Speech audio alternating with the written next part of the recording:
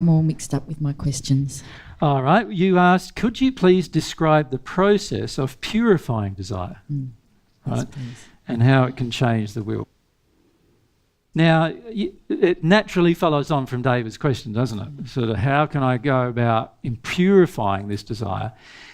Well, an impure desire is really not going to be responded to by the law, is it? Well, when you say an impure desire, it depends what kind of desire it is, doesn't it? If it's a sincere, impure desire, then that's going to cause degradation. If it's a sincere, pure desire, that's going to cause positive growth, is it not? Right? But if it's an insincere, impure desire, that's going to get you nothing. If it's an insincere, pure desire, that's going to get you nothing either. Does that make sense? Aside from God's laws demonstrating your insincerity. That's all it's going to get. So this is the funny thing about desires that we see a lot. People have an insincere, pure desire, and then they expect to get a result. Well, of course, there are no results from an insincere, pure desire. There's no such thing. It's just an imaginary state. So how do I measure whether I have a sincere desire or an insincere one? This is the real question, isn't it? Well, you don't have to measure it because the desire principle measures it for you, right? So the desire principle, which we'll go to, this desire principle says it measures it. It says it responds to the desire. So the desire principle measures your desire, and if it's sincere, can you see in harmony with love? The definition is in harmony with love and truth, if it's sincere. What does compensation say? Compensation rewards desires in harmony with love and truth, doesn't it? So therefore, if it's sincere, you'll feel the rewards. If it's insincere, what will you feel? You'll feel the penalty. The penalties. Does that make sense? So a person who degrades in their condition over time will look back and they go, either I must have a desire to degrade. Because if they didn't have a desire to degrade, they would stay the same. And if they have a desire to grow, they would grow.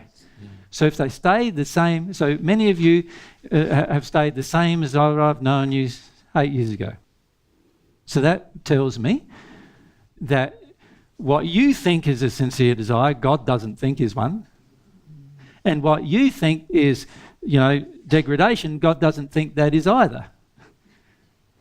Because otherwise you would not be in the same state as you currently are.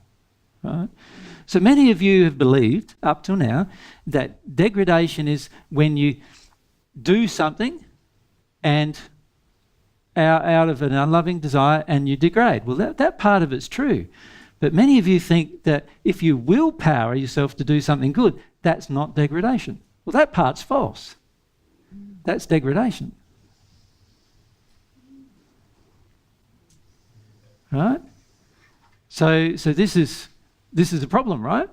How we measure things is not based on attitude, not based on intention, but based on what the outcome is most of the time. That's how we're measuring. And God's not interested in the outcome hardly. He knows that a desire that's intentionally in harmony with love and truth will always create good outcomes. His laws guarantee it. So he knows that. So he doesn't worry about the outcome. He knows that every outcome will be good if you engage desires in harmony with love. He knows that. He's more concerned about your desire engaged in harmony with love than he is in anything else. Hence, the responsibility principle. That whole principle wouldn't exist if God had decided, your desire doesn't matter and the outcomes do. Just get it done. And can you see many of you have that concept in your life?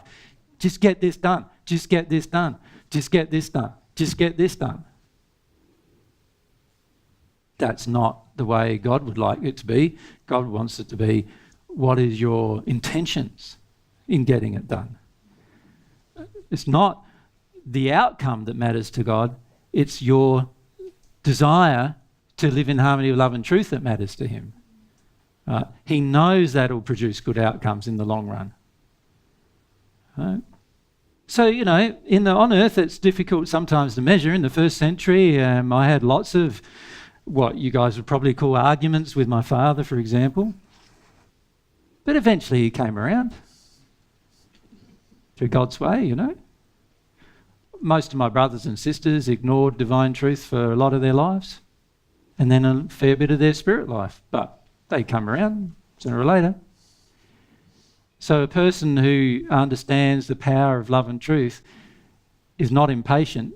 We're patient. We know the outcome is always going to be good in the long run. In the long run, ooh, I want to tell you. That's the thing. You'll find out in the long run that it works, right? Yeah. Okay, now...